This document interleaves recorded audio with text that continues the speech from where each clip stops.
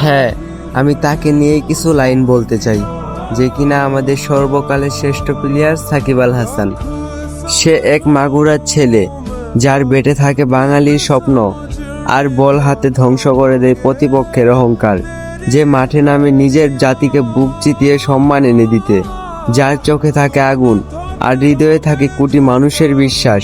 হ্যাঁ, সে নিখুঁত না, সে রাগী, সে আবেগী, সে বরাবর বিতর্কে পড়েছে, তবুও সে বারবার ফিরে এসে প্রমাণ করেছে যে সাকিব আল হাসান শুধু একজন ক্রিকেটার না, সে এক প্রেরণা, সে এক ব্র্যান্ড, সে এক গল্প, যে গল্পে লাখো তরুণের শিখিয়েছে কিভাবে হাজারো সমালোচনার মধ্যেও মাথা উঁচু করে দাঁড়াতে হয়, কিভাবে দেশের নাম বুকে নিয়ে বিশ্বজয় করতে হয়।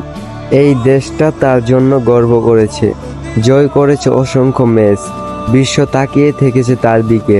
অথচ আজ যখন সে একটু রাগ করে সবাই সমালোচনা করে, যখন সে চুপ থাকে সবাই ঘৃণা করে, ভুলে যায় সে একজন মানুষ, ভুলে যায় তার রক্তেও লাল সবুজ বইছে।